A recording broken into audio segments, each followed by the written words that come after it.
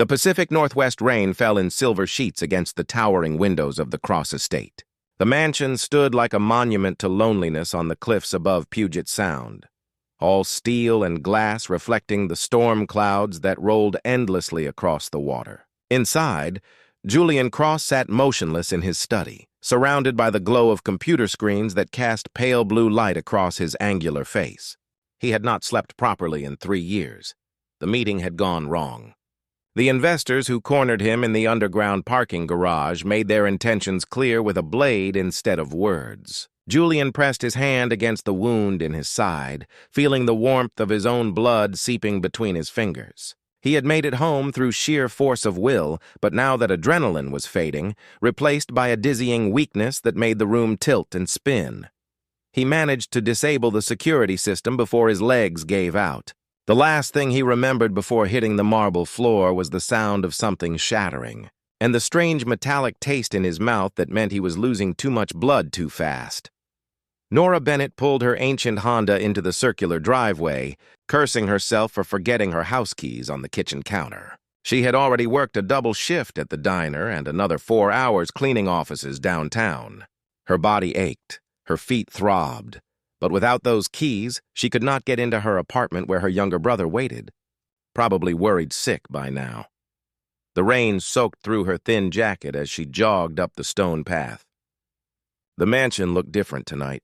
The lights were dim, flickering strangely through the glass walls. She knocked once, then twice, her knuckles barely making a sound against the heavy door. When she pushed it open, the smell hit her first. Copper and salt, sharp and unmistakable. Blood. Her training kicked in before fear could take hold. Nora dropped her bag and ran through the entrance hall, her shoes slipping on the wet marble. Then she saw him. Julian Cross, the man the entire tech world whispered about, lay sprawled across the floor in a spreading pool of crimson. She dropped to her knees beside him, her hands moving automatically to check his pulse. It was there, but weak and thready. His eyelids fluttered open, unfocused and glassy with pain. "Can you hear me?" Nora pressed her fingers against the wound in his abdomen. The blood felt hot against her skin. "Stay with me." He tried to speak, his lips moving soundlessly. She could see the wound was deep, the edges ragged. Without proper treatment, he would bleed out within the hour. Her mind raced through her options. Call an ambulance? No, by the time they arrived, it might be too late. She had minutes, not hours. Nora tore off her jacket and then the cotton undershirt beneath it, folding the fabric into a thick compress. She pressed it hard against the wound, using all her weight to apply pressure. Julian groaned, his back arching off the floor. "I know it hurts," she said, her voice steady despite the panic screaming in her chest. "But you have to stay conscious. Look at me." His eyes found hers, gray and filled with something between confusion and resignation. "Who are you?" he managed to whisper. "Your maid," Nora said. "And right now, the only person keeping you alive." She worked quickly, finding clean towels in the nearby bathroom and using them to reinforce the compress. The bleeding was slowing, but his skin felt clammy and cold. Shock was setting in. She needed to keep him warm, keep him talking, keep him from slipping away into unconsciousness. "What happened?" she asked, checking his pupils for signs of a concussion. "Doesn't matter," Julian said, his voice barely audible above the sound of rain hammering against the windows. "It matters if someone is coming back to finish the job." That made him focus. He shook his head slightly. "They think I'm dead already." Nora found the medical kit in the downstairs bathroom, thanking whatever instinct had made her notice it during her cleaning shifts. Inside were bandages, antiseptic, and sutures. Her hands trembled as she threaded the needle. It had been 2 years since she had done this, 2 years since the hospital fired her for treating a homeless man who could not pay. "This is going to hurt," she warned. Julian's jaw clenched. "Just do it." She cleaned the wound as best she could, her movements precise despite the fear clawing at her throat. The first stitch made him gasp, his hand shooting out to grip her wrist. But he did not pull away. Nora continued, her breathing synchronized with his, each stitch pulling the torn flesh back together. By the time she finished, dawn was breaking through the storm clouds. Julian lay on the couch where she had managed to move him, his breathing more steady now, his color slightly better. Nora sat on the floor beside him, her clothes stained with his blood, her entire body shaking with exhaustion. "You should have left me," Julian said quietly. Nora looked up at him, seeing past the expensive clothes and the cold exterior to the man underneath. No one deserves to die alone on their floor. Something shifted in his expression, a crack in the armor he wore so carefully. "You don't know me. I know enough," Nora said. "I know you need help, and I know I'm too stubborn to walk away now." The silence that followed felt heavy with unspoken questions. Outside, the rain finally stopped, leaving the world washed clean and gleaming. Inside the mansion, two strangers sat in the aftermath of crisis, bound together by blood and circumstance, and something neither could name yet. Julian closed his eyes, too weak to argue. Nora stayed where she was, watching over him as morning light filled the room with gold. She did not know what came next. She only knew that something had changed in those desperate hours, something that could not be undone. The city below began to wake, but in the glass mansion on the cliff, time seemed to stand still. The first 3 days passed in a strange rhythm of silence and necessity. Nora moved through the mansion like a ghost, bringing Julian water and soup he barely touched, changing his bandages twice daily while he stared at the ceiling with empty eyes. He spoke only when absolutely required, his voice flat and distant, as though he existed somewhere far away from his own body. On the 4th morning, Nora found him trying to stand on his own. He made it 2 steps before his legs buckled. She caught him before he hit the ground, her small frame somehow supporting his weight as she guided him back to the couch. "You're an idiot," she said, "not unkindly." "I have work to do," Julian replied through gritted teeth. "You have healing to do. The work can wait." He looked at her then. Really looked at her for the first time since that night. She had dark circles under her eyes, her hair pulled back in a messy knot. Her uniform was wrinkled, and there was a coffee stain on her sleeve. She looked exhausted, and he realized with uncomfortable clarity that she had been sleeping in the chair beside him, watching over him like he was something precious. "Why are you still here?" he asked. Nora paused, her hands gentle as she adjusted his pillows. "Because someone needs to be." The answer hung in the air between them. Julian wanted to tell her to leave, to go back to her normal life and forget she had ever found him bleeding on his floor. But the words would not come. The truth was that her presence had become the only thing tethering him to the world, a quiet anchor in the storm that had become his existence. That afternoon, while Nora was in the kitchen preparing lunch, Julian pulled himself to his office. Every movement sent fire through his abdomen, but he forced himself forward. The screens flickered to life at his touch, displaying the news he had been avoiding.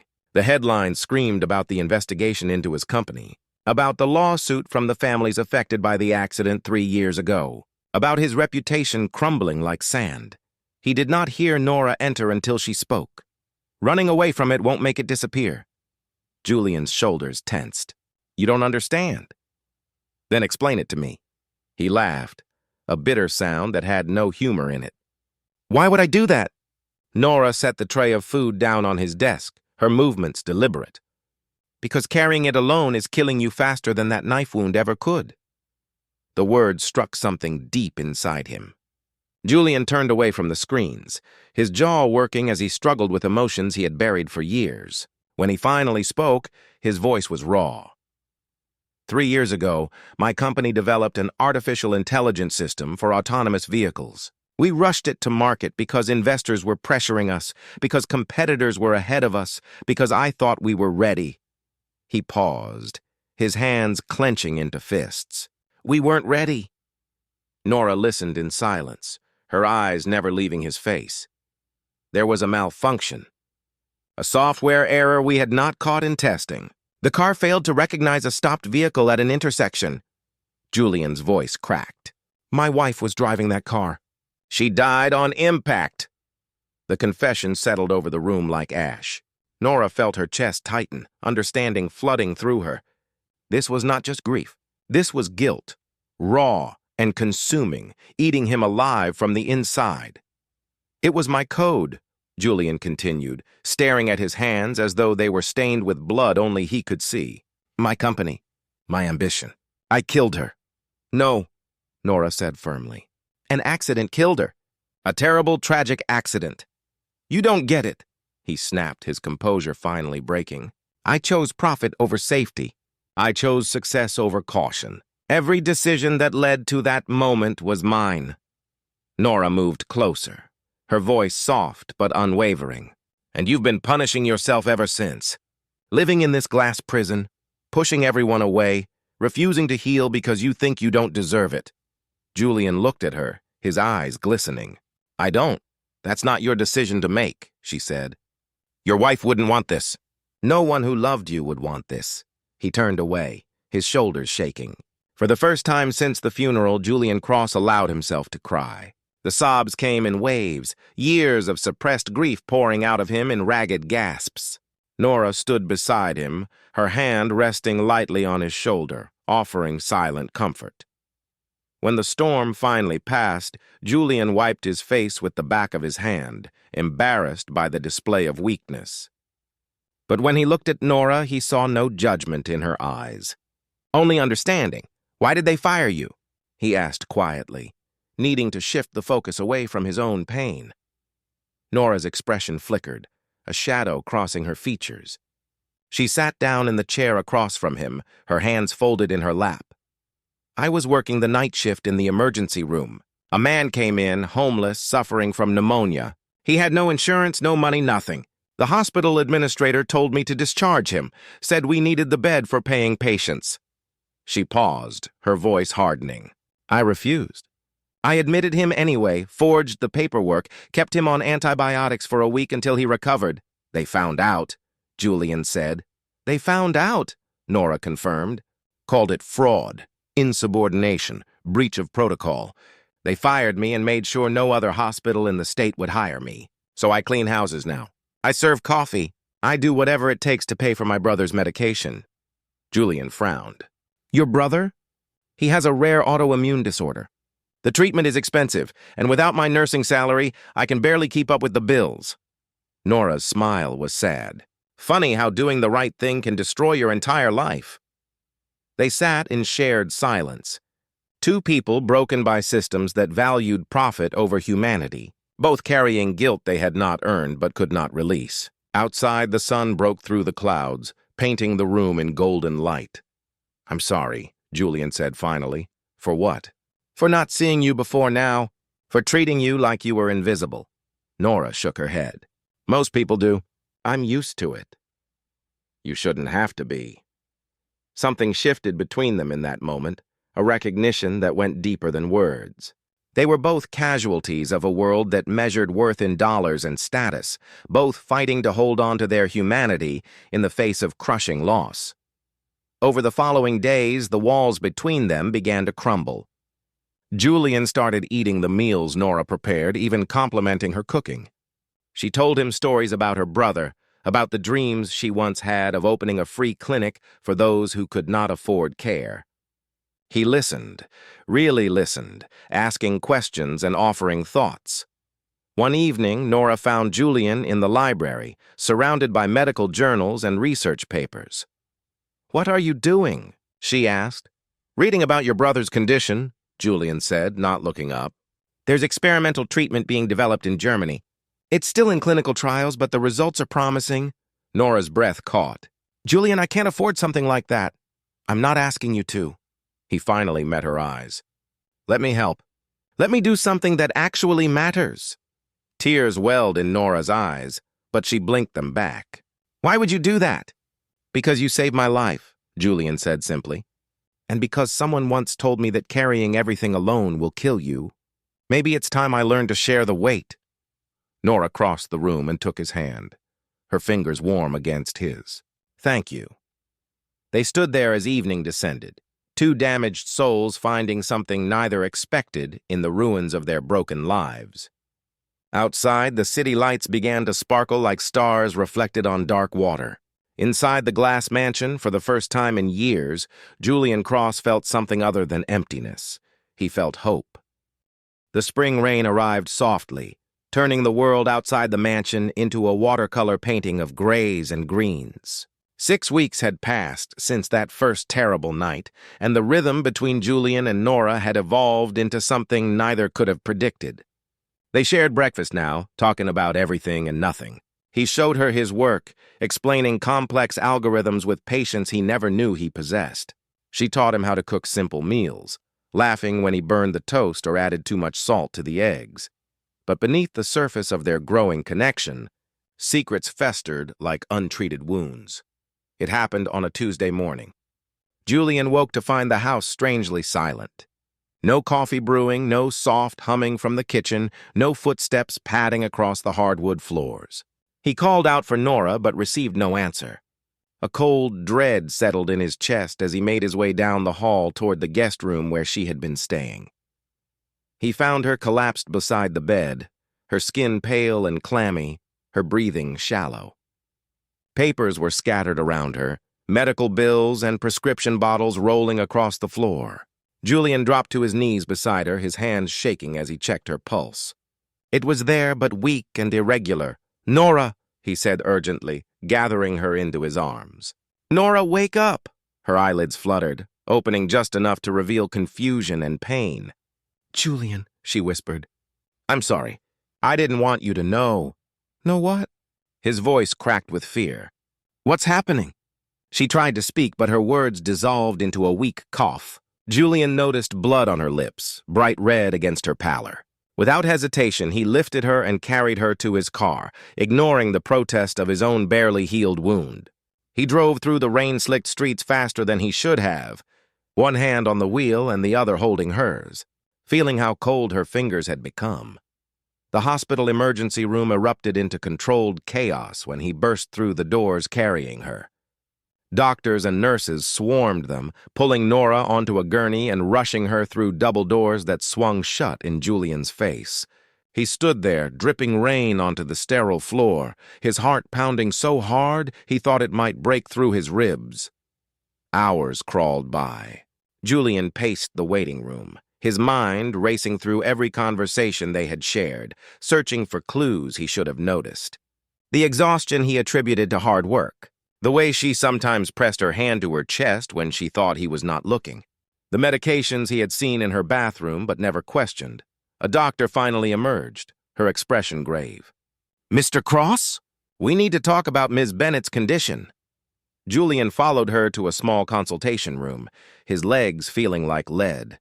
The doctor pulled up scans on a computer screen, pointing to areas that meant nothing to him but everything to her professional assessment. "Ms. Bennett has advanced cardiomyopathy," the doctor explained. "Her heart muscle is severely weakened.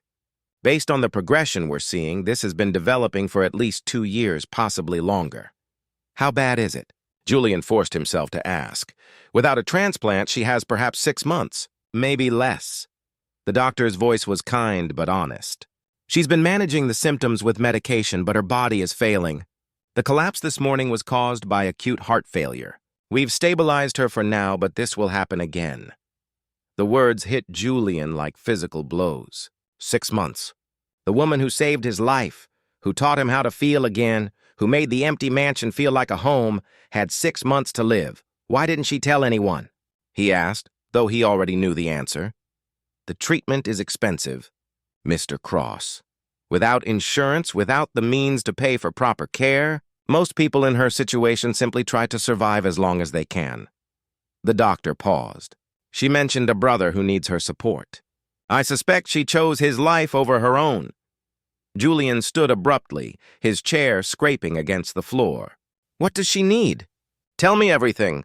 The doctor explained the options. Medications to manage symptoms, regular monitoring, and ultimately a heart transplant that could cost hundreds of thousands of dollars. The waiting list was long, the requirements strict, the chances uncertain. "Money is not an issue," Julian said firmly. "Whatever she needs, whatever it costs, I'll pay for it. Put her on every list. Get her the best specialists. Do whatever it takes." He was allowed to see her an hour later. Nora lay in the hospital bed, tubes and wires connecting her to machines that beeped softly in the sterile room. Her eyes were closed, her face peaceful in medicated sleep. Julian pulled a chair close and took her hand, careful of the IV line taped to her wrist. "You stubborn, selfless fool," he whispered, his voice thick with emotion. "Why didn't you tell me?" As if hearing him, Nora's eyes opened slowly. She looked at him with a sad smile. "Because you had enough ghosts haunting you. You didn't need mine, too." "That wasn't your choice to make," Julian said, echoing the words she had once spoken to him. "I know." A tear slid down her cheek. "I just wanted to help you heal before I had to leave." "You're not leaving," Julian said fiercely. "Not if I have anything to say about it. I've already spoken to the doctors." "We're going to fight this!" Nora shook her head weakly. "Julian, I can't afford this kind of care. And my brother still needs his treatments. I can't choose myself over him. You're not choosing. I'm choosing for both of you." He leaned closer, his gray eyes intense. "You saved my life, Nora. You pulled me out of the darkness I had been drowning in for 3 years. You taught me that healing is possible, that life can be worth living again. Now let me save you." "Why?" she whispered. "Why would you do this for me?" Julian hesitated, then spoke the truth he had been avoiding for weeks. "Because somewhere between that first night and this morning, I fell in love with you. Because the thought of losing you tears me apart in ways I didn't think I could feel anymore. Because you matter, Nora Bennett. You matter more than you'll ever know." Fresh tears spilled from her eyes, but she was smiling. "I love you too," she said softly. "I think I started falling that first night when you were bleeding on your floor, stubborn and proud and refusing to admit you needed help." "We're quite a pair, aren't we?" Julian laughed, the sound breaking through the heaviness in the room. "We're both disasters who somehow found each other." "Two broken people trying to be whole," Nora agreed. He pressed his forehead against hers, breathing in the moment, memorizing the feel of her presence. "Then let's be broken together. Let's fight this together. No more secrets, no more carrying things alone." Over the following weeks, Julian transformed into a man possessed. He hired the best cardiac specialists in the country, flew in experts from overseas, and funded research into experimental treatments. He moved Nora's brother into the mansion, ensuring the young man received his treatments while staying close to his sister. The empty glass house that had been a mausoleum to grief became filled with life, with hope, with the messy, beautiful reality of people fighting for each other. Nora's name moved up transplant lists with suspicious speed, aided by Julian's connections and resources. But more importantly, she was surrounded by love.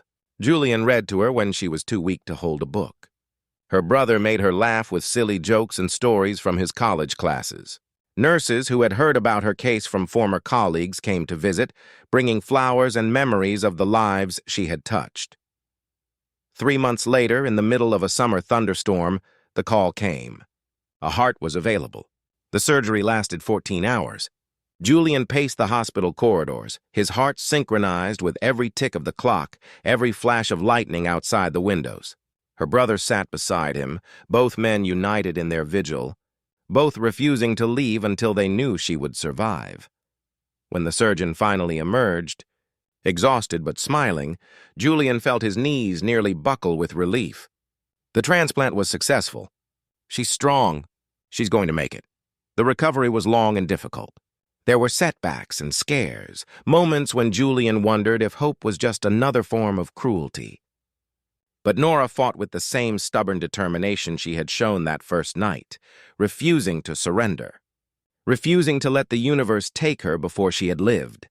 6 months after the surgery, on a crisp autumn morning, Nora stood in the garden of the glass mansion. Her color had returned, her strength rebuilding day by day. Julian came up behind her, wrapping his arms around her waist and resting his chin on her shoulder. "What are you thinking about?" he asked. "About how strange life is," Nora said, leaning back against him. 6 months ago, I thought I was going to die. A year ago, I thought you were going to die. And now here we are. Here we are, Julian echoed. He turned her to face him, his hands cupping her face. "I have something to ask you." Nora's eyes widened as he pulled a small velvet box from his pocket. Inside was a ring, simple and elegant, a sapphire the color of twilight surrounded by diamonds. "I know we did everything backwards," Julian said, his voice steady despite the emotion flooding through him. "We met in crisis, fell in love in chaos, and learned to live while fighting death. But I don't want to waste another moment. Marry me, Nora. Not because I saved you or because you saved me, but because we saved each other. Because you make me want to be better. To do better. To build something beautiful from all this broken glass." Nora's hands flew to her mouth, tears streaming down her face. "Yes," she laughed through her crying. "Yes, you impossible, wonderful man, yes." He slipped the ring onto her finger and kissed her as the autumn sun broke through the clouds, painting the world in gold. Behind them, the glass mansion gleamed, no longer a prison of grief, but a home filled with second chances. They had both walked through fire and emerged transformed. They had both faced death and chosen life, and in choosing each other, they discovered that healing was not about forgetting the past or erasing scars. It was about finding someone willing to hold your hand through the darkness and believe with you that dawn would come. The city below sparkled in the afternoon light. Inside the mansion, Nora's brother was preparing dinner, filling the kitchen with laughter and the smell of burning garlic. Outside, two people who had been strangers stood wrapped in each other's arms, their hearts beating in synchrony, both grateful for the mysterious grace that had brought them together on a stormy night when both had been dying in different ways. They had saved each other, and now they would spend the rest of their lives learning what it meant to truly live.